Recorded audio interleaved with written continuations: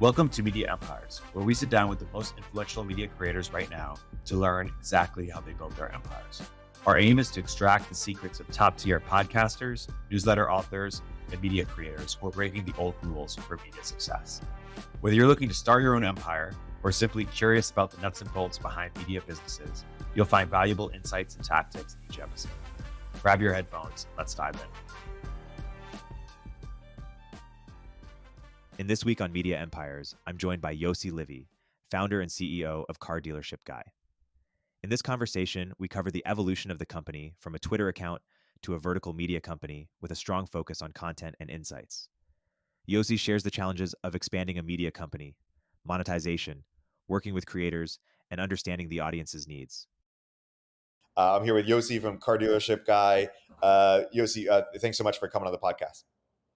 Erik, thanks for having me on. Excited to be here. So I really admire what you've built. For the audience who may not be as familiar, why don't you share what is the empire today? Where is it going? And talk a bit about the evolution of how it came to be. Yeah, look, today we are a vertical media company. We have two major creators. I am one of them, Car Dealership Guy. We have Russ Flips Whips. It's another mostly Instagram and TikTok based creator. Everything's centered around automotive insights. We're doing approximately 120 million impressions per month. Even more impressive than impression count, frankly, is the audience that we have.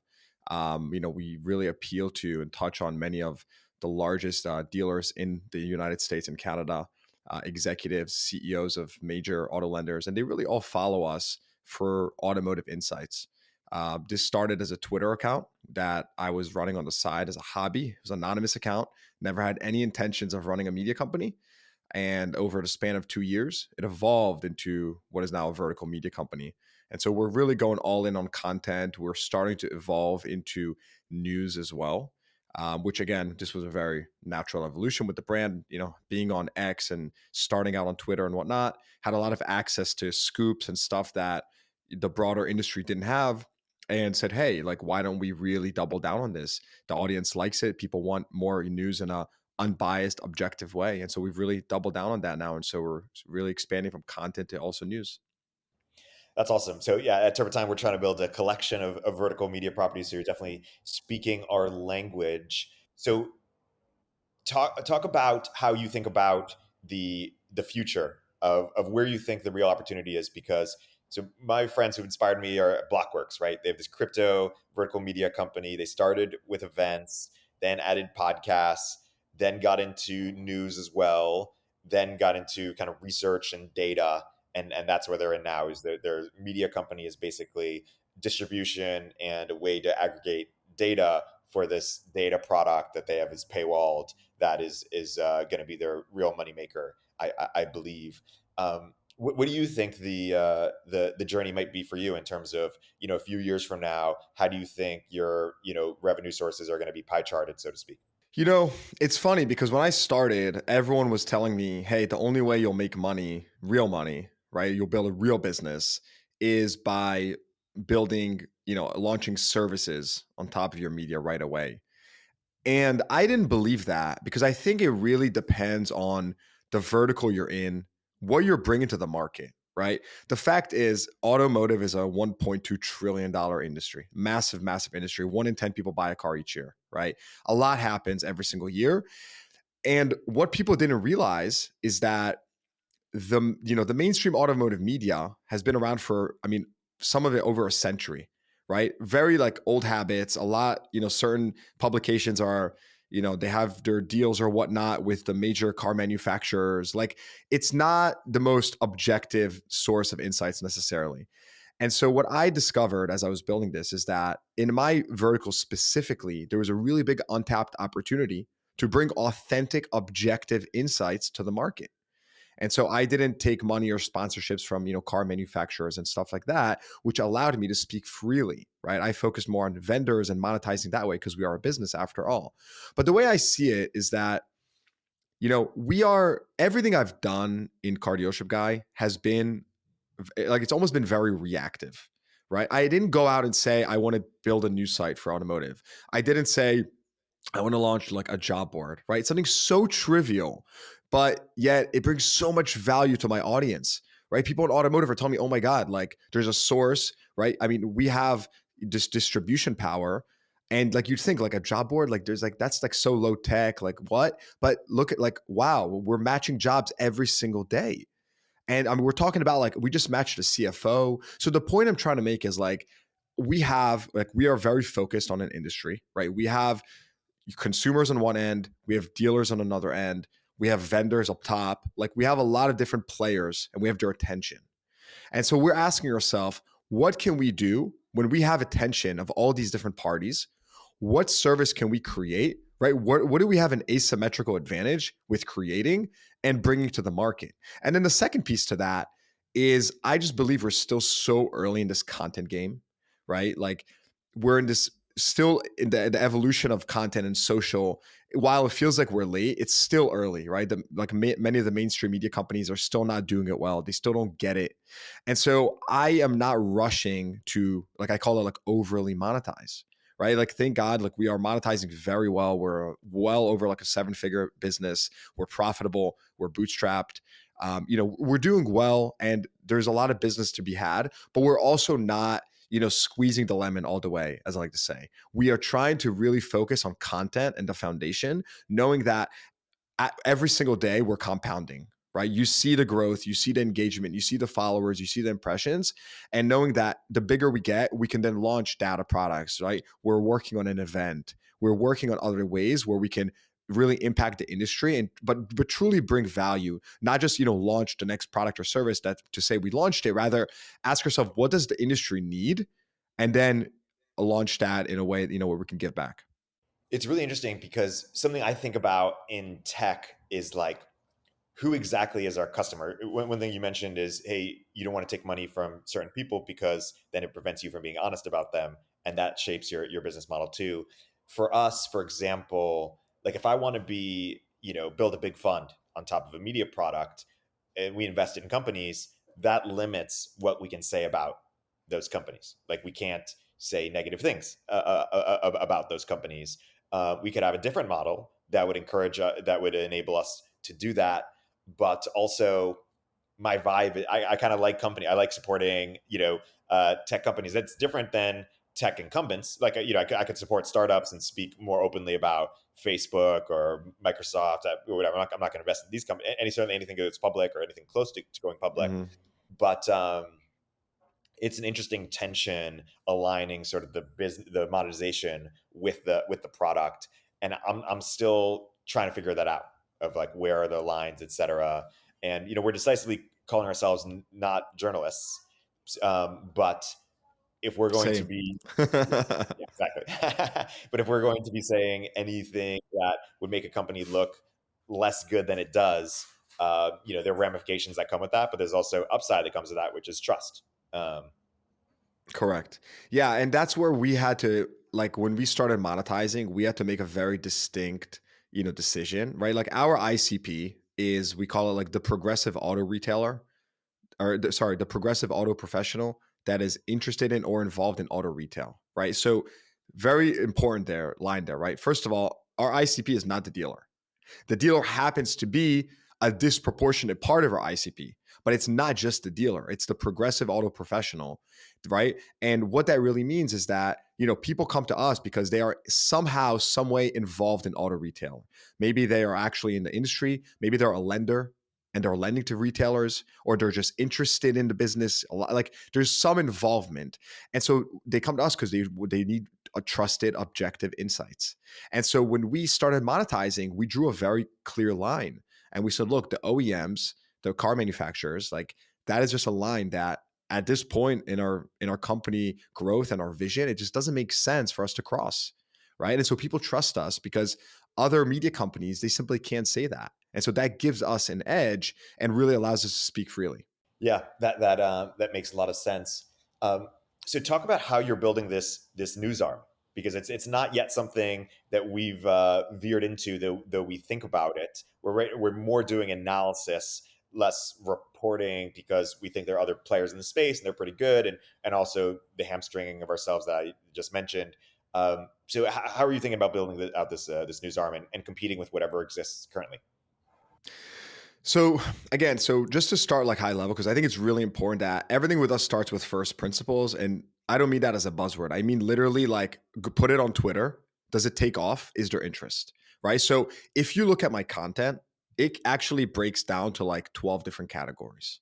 We've mapped this out. Like, there's insights, there's car deals, there's industry news, there's whatever, like, blah, blah, blah, blah. There's like 12 different categories of user generated content. There's memes, there's sponsored posts, you get it.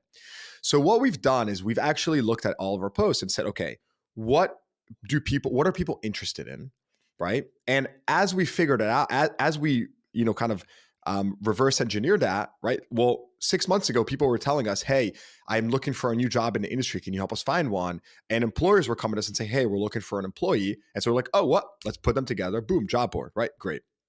Well, we did many, many other iterations of this. But then what we realized was that we have something very unique. Because I have sort of kind of built this, aura as like this authority in the car business, and I've been a retailer for 13 plus years. I have dealers who trust me online. We get a lot of scoops, right? We get a lot of breaking news. And we didn't seek out to get these breaking scoops, but they just started coming to us. Well, what happened was we started posting them. And we out scooped, I guess you could say, the mainstream media like over 12 times in the span of like 9 months. And so we sat there and we said, look, guys, like it's clear that we have access to information before other sources. And it's also clear that if you read all this industry news we're posting, people are saying, hey, I want more. I want more data. I want more insight. I want more so then we said, okay, well, people want more, right? We already are posting this information. Why don't we just offer a longer form version of what we're tweeting about on our website? And then guess what happened? It all came back full circle. Because then what we realized is like, wait, what the fuck? We're actually going to start reporting on news. And so what we did was we put a feeler out there, right? We said, hey, we're hiring a reporter. We're sort of like this like young, hot, fast growing thing in the industry. So, we had a ton of inbound. We hired a reporter who starts in 2 weeks. And, we built an entire style guide, right? Like, by the way, everything I'm telling you right now, like I didn't even understand this shit like a month ago. I'm like, what the fuck's a style guide? But like we built like, how are we going to report? What's the conventions we're going to use? How are we going to retain my voice? Like there's all these things that we thought about. What's different also, right? Like how is the mainstream automotive media reporting, and how are we going to report, right? In a modern, concise, lots of brevity, right? And so we just did this entire exercise. And in 2 weeks, we're basically every single day, we're going to start reporting on news. But even then, we're not going to report on everything. We're starting very slow, meaning we're only going to cherry pick the most important news, right? And so like, you just think about it, right? Like start reporting news, splice it up, again, post it to social, bring people back to your website and repeat the cycle. And so super, super organic. Like if you told me like a year ago even that I would be involved even remotely in what's called journalism, I would have laughed at you.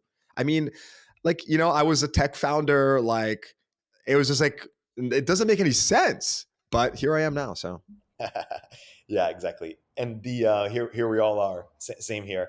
And how is it going to interface with the newsletter? And how would you think about how would you describe what kind of newsletter you do? Because there's different kinds, right? There's the analysis, the curation. Like, how do you think about that? Yeah, so our newsletter is, we've evolved it continuously. It's still evolving. We've had a lot of great help from, some former morning brew people and whatnot. But the newsletter is really sort of, it's become this like a weekly deep dive into an industry issue, right? So it is a form of news, but it's a form of news with my twist, with my opinion in a very like intense, concentrated way. Whereas news on the website that we're going to start posting every day, like normal reporting, is going to be leaning towards insight driven news, right? So I believe that we are so busy nowadays. Like we just don't have enough time. Like if you go to a normal news website right now, there's like millions of articles. They're trying to really hit the long tail of like readers, right? And if you go to the automotive media as well, like you have, news that only appeals to like this employee at a dealership. And it's like the long tail. And, I had someone on my podcast and he said a line that I loved. He said, if I can't be the biggest, I want to be the best. Right. And so the way we think about this is sort of similar. Like we actually we're not optimizing to be the biggest. We're optimizing to be the best, meaning we want to be the destination for that ICP I mentioned earlier, that when they come to our platform, you know that they're going to glean an insight, glean a learning, glean something. And you cannot come to our destination without leaving with something for yourself that will make you smarter, make you richer, make you more, better at your job, like something, right?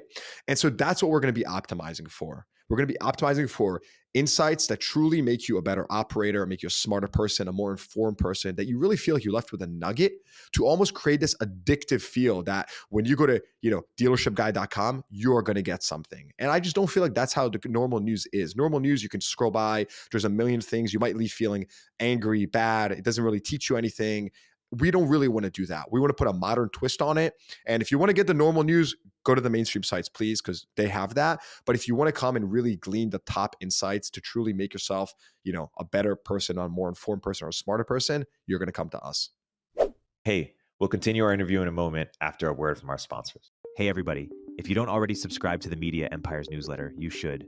But that's not what I'm here to tell you about. The platform we use to power this and other Turpentine newsletters is called Beehiiv, and it's excellent. First of all, it was started by the same early team who helped build Morning Brew into a $75 million newsletter business. And they built Beehiiv to offer that same powerful functionality to anyone sending emails, from essayists to business owners. The platform is beautiful, their text editor is intuitive, and they help you scale your audience with custom growth features. Beehiiv has powerful tools to help you monetize your content. You can easily launch paid subscriptions or pursue an advertising model. The Beehiiv platform will even connect you to premium brands to sponsor your newsletter. Not only do we use them, but thousands of the top newsletters in the world also use them, like Milk Road, Blockworks, Newsletter Operator, and so many more. Beehiiv's founder hooked up Media Empires listeners with a sweet deal. Get 20% off for 3 months with code EMPIRES. Visit beehiiv.com, that's BEEHIIV.com, to get started. Hey everyone, Erik here. At Turpentine, we're building the first media outlet for tech people by tech people. We're the network behind the show you're listening to right now. We have a slate of hit shows across a range of topics and industries, from our AI and investing cluster of podcasts to shows that drive the conversation in tech with the most interesting thinkers, founders, investors, and influencers, like Econ 102 with Noah Smith. We're launching new shows every week, and we're looking for industry-leading sponsors. If you think that might be you and your company, email me at eric@turpentine.co. That's ERIK at turpentine.co, and let's partner together.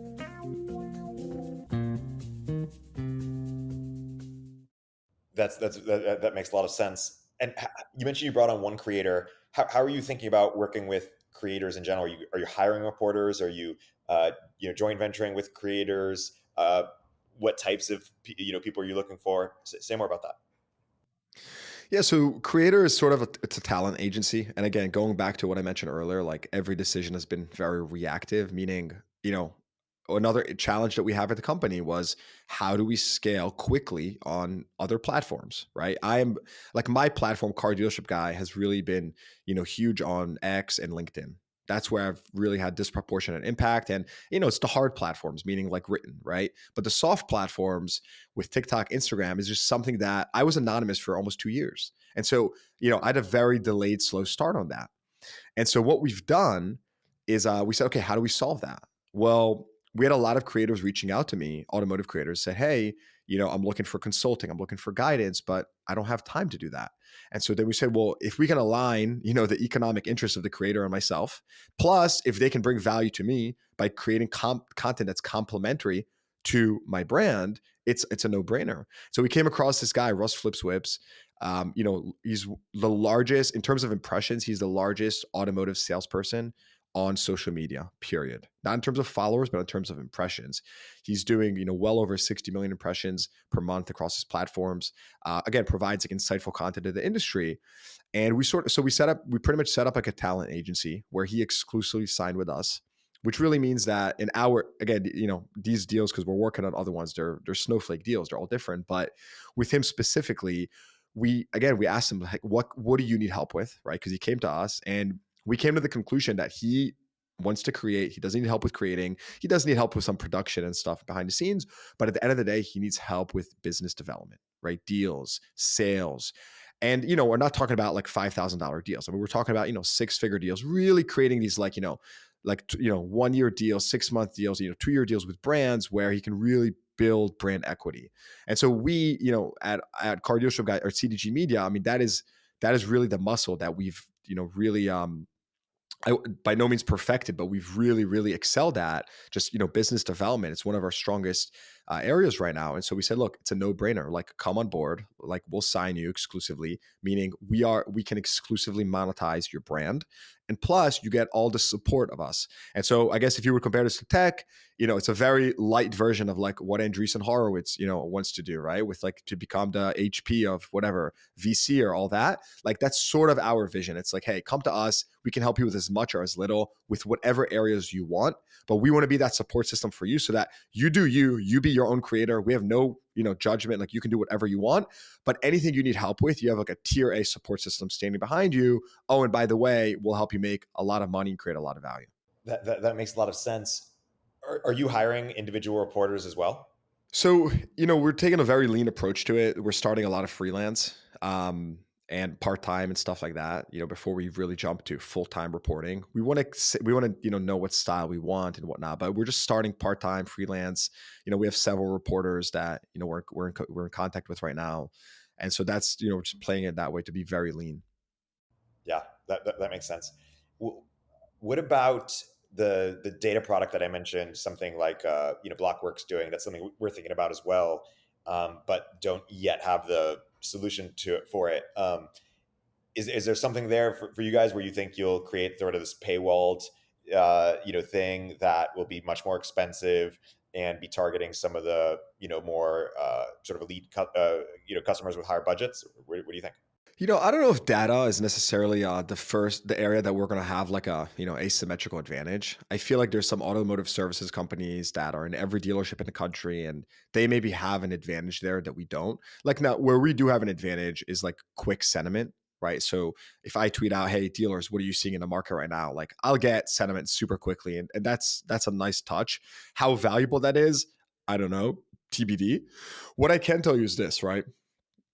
On the data front, we've started like crowdsourcing sentiment, running it through AI and some like LLMs or whatever, and really creating these like spitting out these reports of sentiment. That's been pretty cool. People have found some value in it. We're still tweaking it and we're working on it. That's on like the data front.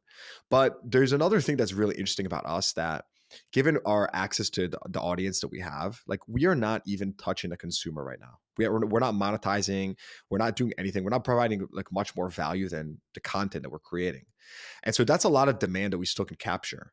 And so I think, areas where we could, just helping the consumer in some way, or matching consumers with dealers in the future, or, offering more services for dealers. I feel like there's other opportunities that might make more sense to us, given our position in the market as this, centralized, like almost this like nucleus that's putting all this stuff together.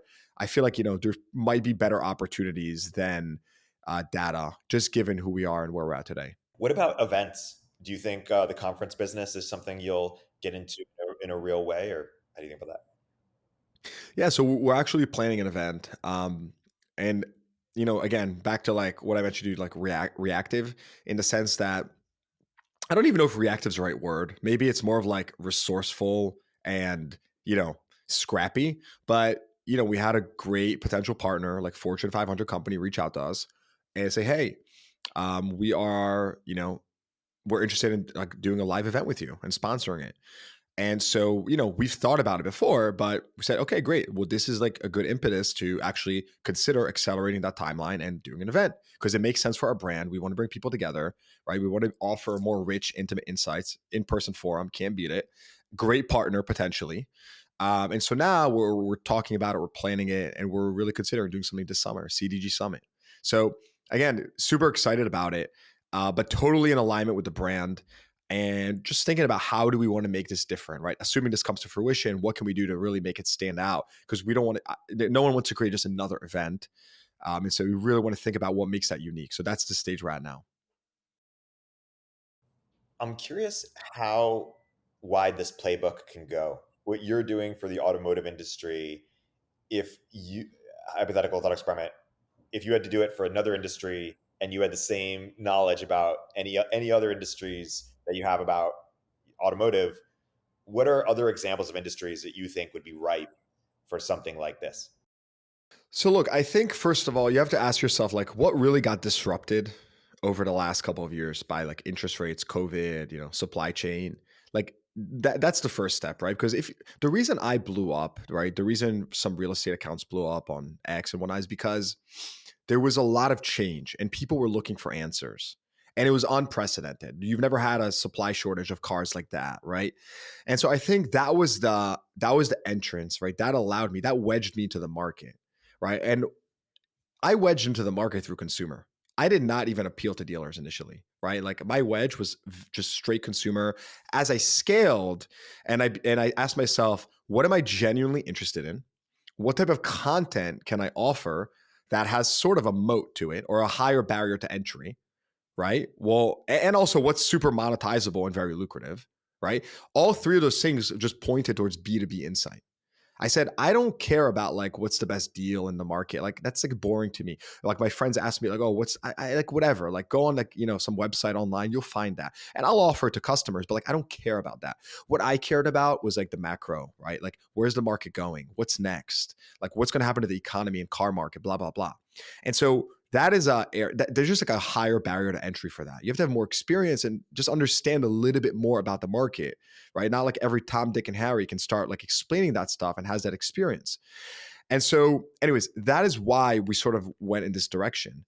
But I do think that, anyways, so to answer your question, right? Like, can you do this in other industries? Well, I think a couple things. I think number one, it starts with, does the industry need it? Right? Like, is there a real need from a consumer for these insights, right? Whether it's a consumer on the B2B side or an actual consumer. Like, is there someone that needs these insights? Is there change happening? And are people looking for answers? And I would tell you for the most part, yes, like there's always change happening. People always want a refresh take on some things. The second thing is like, who are you? Right? And like, what have you done?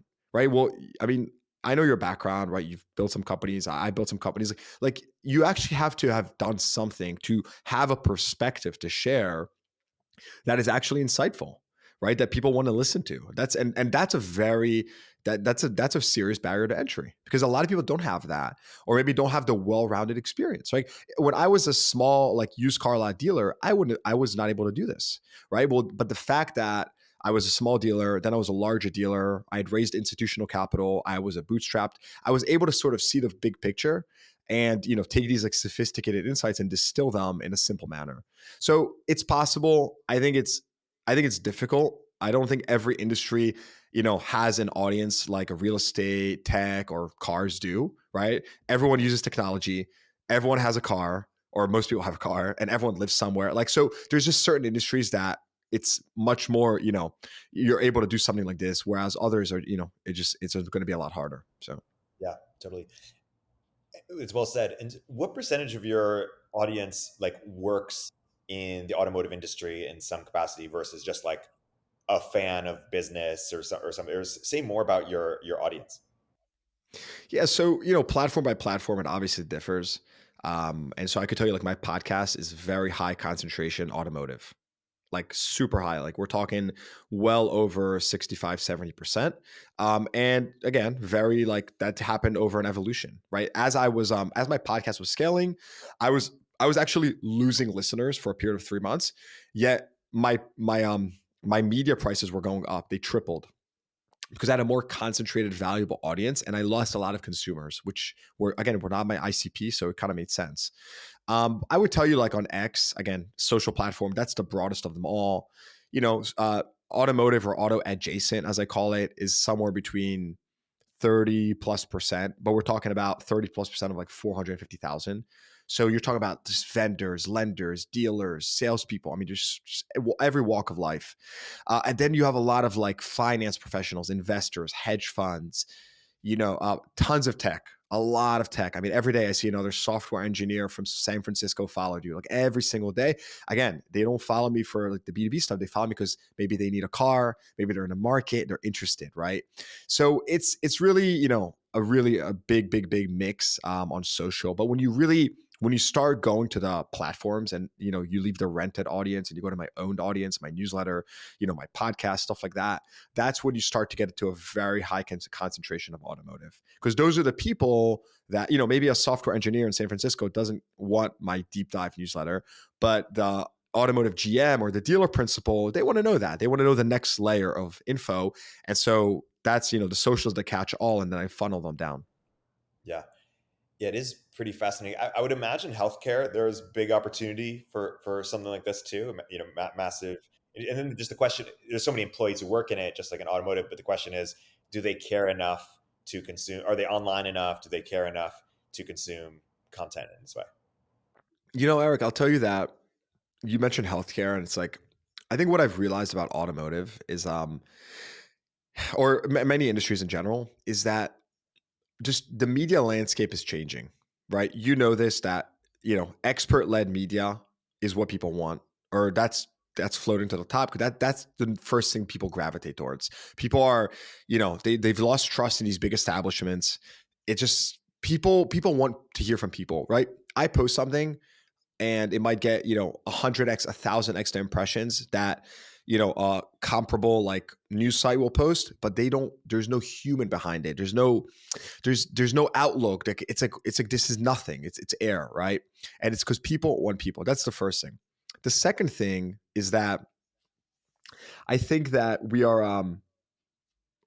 increasingly going to a place like social is just first, right? Our attention is in front of our phone all day. And where is it though? It's mostly on social.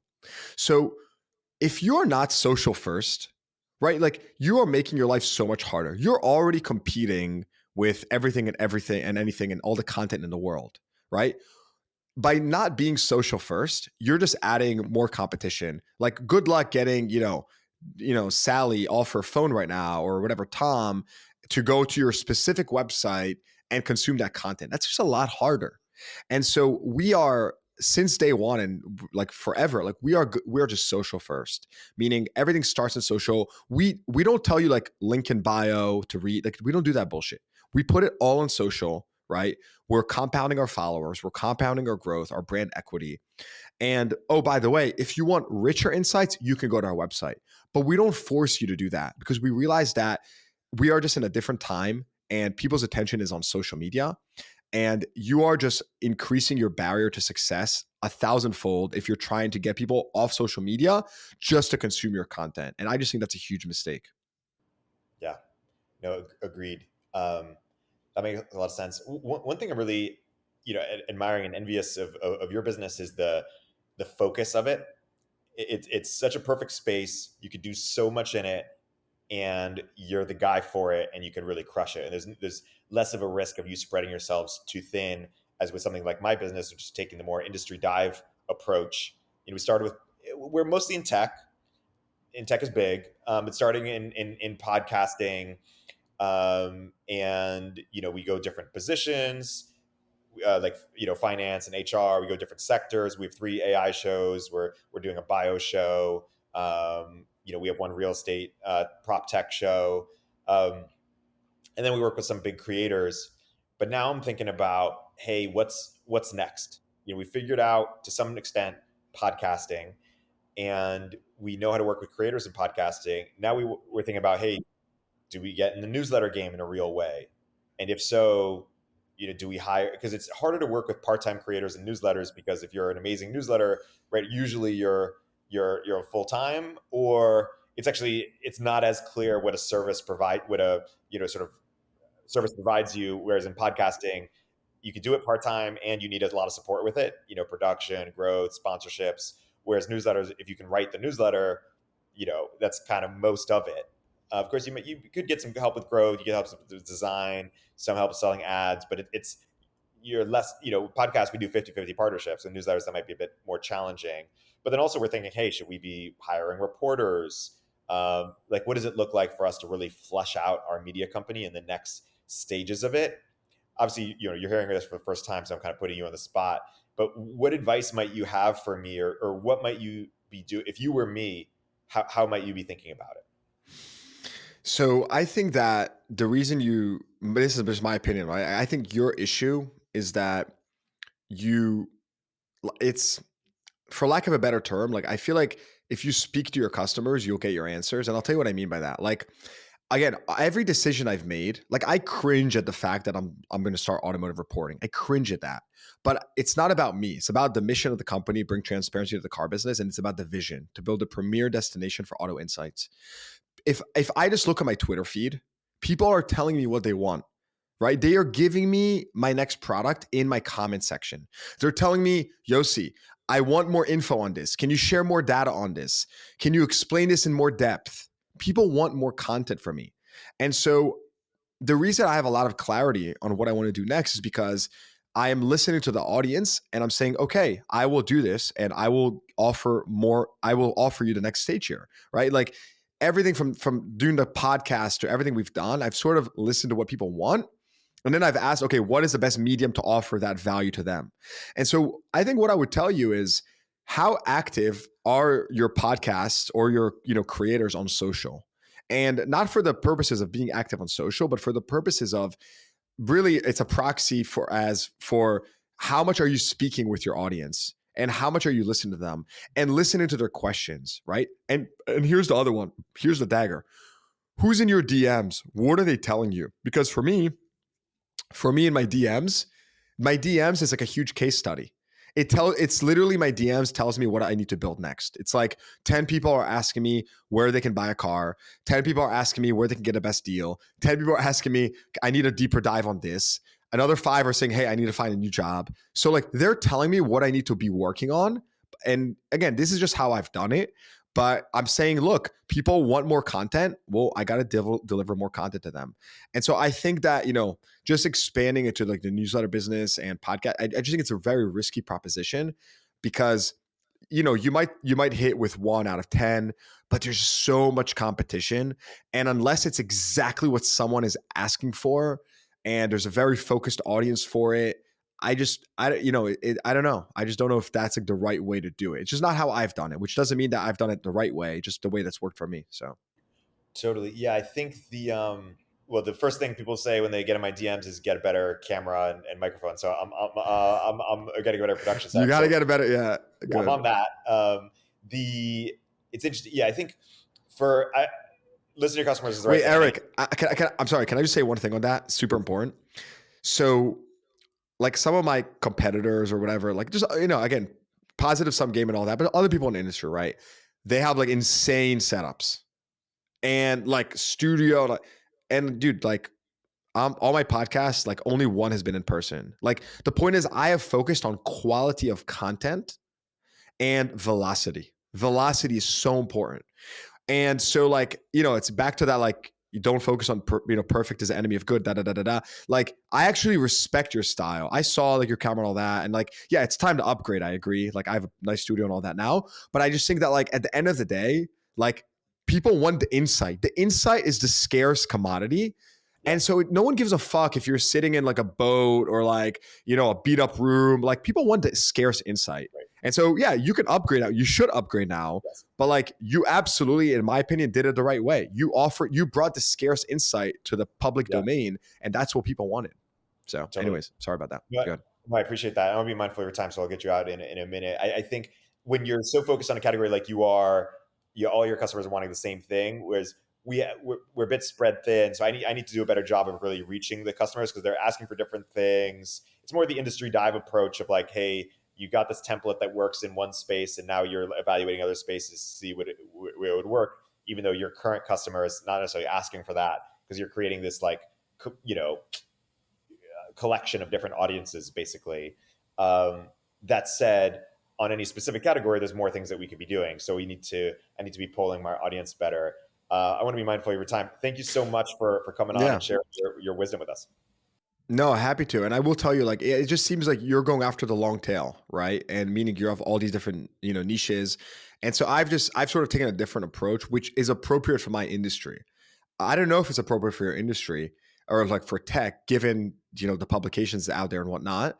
But I think what you're doing, like, just, I love it. And, I really commend you for taking the leap. This shit's hard, as you know. and keeping new content, fresh content. So, you know, anything I can do to help, I'm super supportive and really love your work, man. So thanks for having me on and really enjoyed it.